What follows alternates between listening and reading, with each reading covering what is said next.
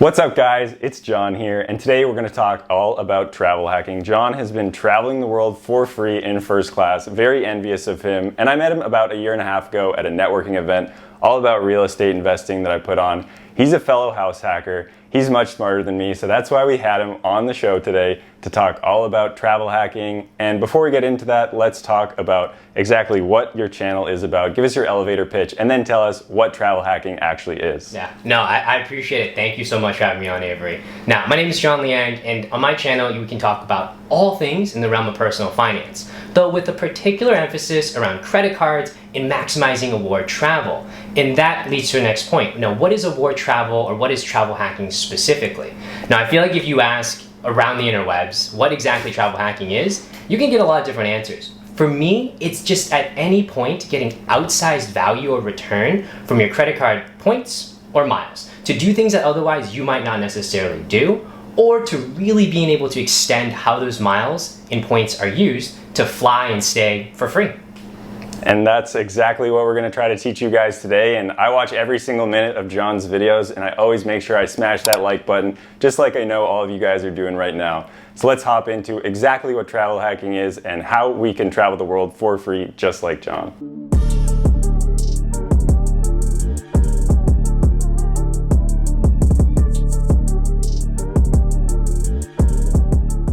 So John, as you mentioned, you talk about personal finance on your channel with a specific emphasis on award travel. So exactly how did you get into what exactly award travel is, and what is your motivation? And I know you have a pretty cool motivation, but I want everyone to hear it. Yeah, absolutely. I think there's two parts to it. And to really take it back from the beginning, I actually stumbled across this whole reward travel, I guess, world by accident. It was actually back in college. In college, I never really had a job during the school semester. Now, I'd always work during the summer, but I never had a job during the school semester. But as I'm sure you're aware, there's a lot of places to have to spend money in college. And by not having cash necessarily always in the school year, I looked at credit cards. And one thing I realized was using 0% interest credit cards, you can actually hold a balance and make minimum payments without incurring any interest. And so what I did was I'd open 0% interest credit cards, use them during the school year, make minimum payments, work my summer job, and then pay off the full balance before that promo period was over. I know it sounds a little bit complicated, but trust me, it was pretty straightforward, I think, at least at the time. And gearing from that, I quickly realized the power of credit cards, right? Here I am using money I don't have today for a benefit, but knowing that I will be able to pay it back off in the future. Now, where I got more into award travel was when I actually met my girlfriend. She's from Sydney, and so when we first started our relationship, it was actually long distance. So we were basically doing long distance from Boston to Sydney for about 3.5 years. During that time, you can imagine we definitely wanted to see each other and hang out. Now, I'll be the first one to say this. Flying from Boston to Sydney is not only very long, it's really expensive. And we were doing 3 to 4 trips a year. And so on average, it was anywhere from $500 to $1,000 per flight. I realized very quickly I needed to bring those prices down. It was an incredible amount of money I was spending, $4,000 or $5,000 a year flying around the globe. And so then I took a look at travel hacking. And I realized again quickly, with travel hacking and credit card points, you get such outsized value. And within about, I would say, 18 months of really getting into the game, I was able to amass about 1.2 million points in miles. And that enabled me to do about 4 or 5 international trips to places like the Philippines, the Galapagos, Peru, Mauritius, all for free. So that's kind of a long and short of it, of how exactly I got started and where I am today.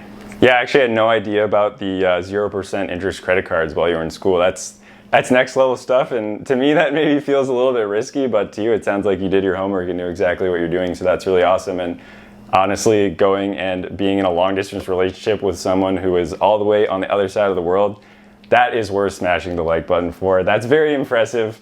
You guys should be just subscribing to his channel for that alone. I mean, that, I don't know if I could do that. Very impressive. So being able to figure out how you could see each other with a minimal budget is very cool for me. So that's awesome motivation. So if the listeners and people out there watching were to get interested and wanted to travel hack themselves, where would they start? What credit cards would they get? Like, kind of what's the 101? What should we be doing? Yeah, I would bucket it and think about it in this way. When it comes to travel hacking, the currency you're using are hotel points, airline miles, and credit card points. And so at a very foundational level, that's where you want to start building up some sort of balance. Whether you like to fly a particular airline, stay at a particular hotel, or you have a particular bank you like, for example, Chase or American Express. At a very high level, that's what I would ask you to take a look at. And now if you have a particular hotel or airline you like to stay at or fly, then take a look at those credit cards and start stacking those points. Because it's always easier to have an excess amount of points and then find a location than to find a trip or location you want to travel, but yet you have to now scramble to try to get the points or the miles. That's what I would recommend as a first step. There's some amazing blogs out there, as well as Reddit. So some of the blogs that are very inspirational, I would say, just giving you an idea of what you can do, the points guy. It'd be really tough to mention travel hacking without mentioning his blog. I think he really was a bit of a pioneer, if you will, in this space. Now, today he largely pushes particular credit cards. We're not gonna get into that, but I think that's still a great spot for people to start reading up on places you can go and travel and what kind of points you can use and expect as far as a return. Reddit, amazing one. Reddit, there's a subreddit called credit cards where you can just go and just kind of read up on what people are doing, what kind of sign-up bonuses there are available to really get an understanding of what you could potentially tap into. I would say those are the two sources I recommend people taking a look at if you're new into this space. Now, if you've been in the space and you know what you're doing, you're familiar with the points guy, you've been on Reddit, take a look at Doctor of Credit, which is an amazing site that aggregates a lot of deals and a lot of sign-up bonuses for credit cards, as well as Flyer Talk. There, they get into the real nitty-gritty of how to maximize those points, but I would caution that those are really for some of the more advanced level users. So if you were someone who maybe just had the Discover student card and you were in college and you didn't really know what you were doing, what would be that first credit card that you would pick so you could actually get started, get some of these rewards and everything and get it going? Yeah, if you've had the Discover card, I would immediately recommend you take a look at Chase. I would say they're kind of sister or brother cards, if you will. They're really good starter cards, but starting with Chase brings you into the ecosystem. Remember earlier I had mentioned that there are 3 buckets. There are hotel points, airline miles, or credit card points. Well, Chase credit card points are very valuable because you can actually transfer them to different hotels and airlines. So by starting from the Discover Secure, take a look at the Chase Freedom or the Freedom Flex as entry-level cards. And from there, you could do what I would consider leveling up into some of the more premium cards for some of the more premium travel benefits. So I'm still a bit of a newbie with this travel hacking stuff. I have a couple cards, that Chase one that you mentioned, and they typically get you somewhere between 60 to 100,000 points when you're getting these bonuses. And at face value, that seems to be about $750 to $1,250 in travel rewards. And me, I think that's pretty cool. I could get a round-trip flight somewhere domestically, but I'm seeing you over here spending what is about $15,000 to $20,000 on a flight, first class or free, over to Asia. Like, how do you redeem your points? How does that actually work? And I just don't get it. So what's going on there? Yeah. Whew. All right. Now we're getting into the good stuff. I will say they're not entirely free. I do actually pay some. I pay about $5.60. No, all jokes aside though, this is where the fun comes in travel hacking. Credit cards and typically airlines, they have what are called award charts. And in these award charts, there are sweet spots. So we had mentioned earlier, right? Usually 100,000 points might only get you $1,000 worth of direct travel benefit. How do you use 100,000 points and fly a $20,000 flight? Well, that's where you have to go and find a particular airline's sweet spot. They'll publish charts of what it costs to fly, say, from North America into Asia.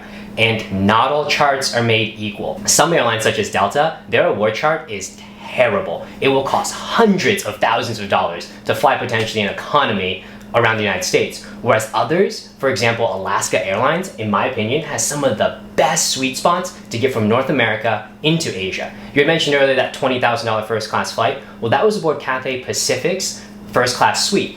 I used my Alaska Airlines miles to book that flight and I paid $5.60. So that's awesome that you've been able to travel these first class flights for only $5.60. That's very cool. And something I want to ask and try to figure out is, what really comes first? Are you picking the credit cards to take the trip, or are you figuring out what the trip is and then seeing what credit cards that you should get in order to take that trip and be able to fly first class? Yeah, no, that's a great question. And I would say that it's a little bit of a chicken and the egg.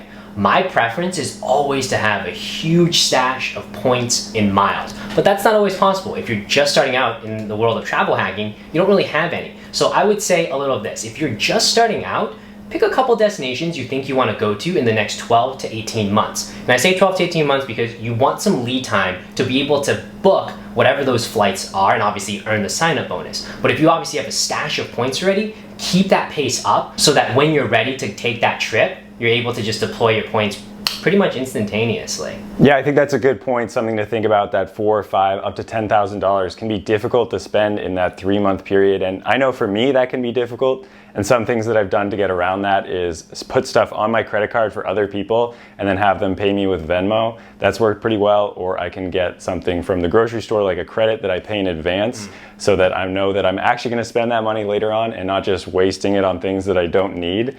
So that's important. It's not worth it to get those sign-up bonuses just for the sign-up bonuses. You want to make sure you're still spending money on things you would actually spend that money on.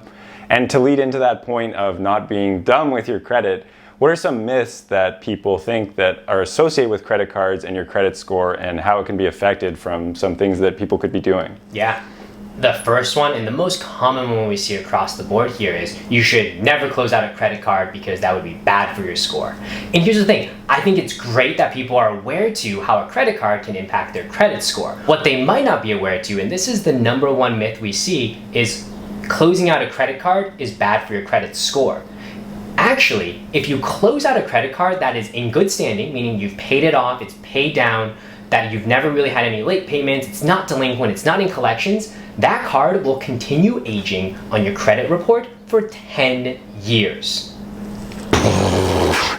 Absolutely mind-blowing. It's mind-blowing because even when I started, I would open cards and I would try to keep them open because I was always thinking that, hey, if I close it, it's going to impact my average age of credit history, therefore my score is going to go down. That is not the case. As long as it's paid on time, it's in good standing, you can close it out and it will continue aging for 10 years. Yeah, and that's something that I learned from you, because you want to get these sign-up bonuses, but then you could be racking up these cards. And something that you do that I know that I thought before was not a good thing to do was get these credit cards, get the bonuses, and then eventually close those cards when it makes sense. And I think that's awesome because then you can get the most amount of bonuses possible. So I think that's definitely the best thing that I've learned from you. Like I said at the beginning, smarter than me, figuring that stuff out. And then you got to learn from people who are smarter than you. So make sure you're taking your notes. So we've told everyone what they can do to get started, what you've done, why you're so interested in it, about your awesome channel, of course. But let's talk a little bit more about what the next card you're going to get is and what's your next trip upcoming. I know we've been sitting in our houses for the past year and a half. So what are you excited to do? Where are you excited to go? Yeah, all right, the good stuff. So my number one destination, or the number one flight I want to take, is actually a round the world flight aboard All Night One Airways. Now, I'm not going to be paying cash for this. I'm actually going to be using miles. And I'm going to use about 111,000 miles. Let me put that into perspective. The sign-up bonus on the Chase Sapphire Preferred today is 100,000 miles after $4,000 of spend in the first 3 months. So open one card, spend a little bit of money, and suddenly I can fly around the world. What exactly does that mean? That's actually 8 separate legs going from country to country to country, all for the sign-up bonus of pretty much one credit card. That would be my top choice right now. And when it comes to Chase Sapphire Preferred, that's a card that I would highly recommend anybody to look at if you're thinking of getting into the world of travel hacking. The 100,000 point sign-up bonus is back, and it has been around since 2017. Yeah, let's definitely get on that one, and we'll put a link in the description below for you to be able to apply for that card and sign up. And that is a very cool trip. I didn't know you could do that, and for what seems to be such little amount of points. So what's your plan when you're going to be doing that? Are you going to be working on the airplane? Are you going to quit your job? What's going on here? Yeah, you know what? I probably should have done it during COVID. I should have just spent a couple months doing around the world, working off of the airplane Wi-Fi. Yeah, that would have been smart, but it's still going to be fun to do, I'm sure. And are you going to take Viv? Yeah, that's a good question. So that 111,000 is for one person, so she might have to go sign up for her own card. Yeah, well, good thing she knows someone who can help her with that. So, well, it's been awesome having you on here, and we would love to do it again. And I really appreciate the fact that you're now going to edit these videos, and I get to go hang out with your dogs. Awesome, man. No, it's been amazing coming on to your show. Again, I learned so much from your channels, especially when it comes to saving more than 80% of my income. This is your guy. Yeah, and I'm glad you could learn from me too, and I'm glad the people watching today could learn from you, so it was awesome having you on. So we'll leave it with that. So thanks again for watching, and what is it you do on your channel? How does it go? Peace! Peace!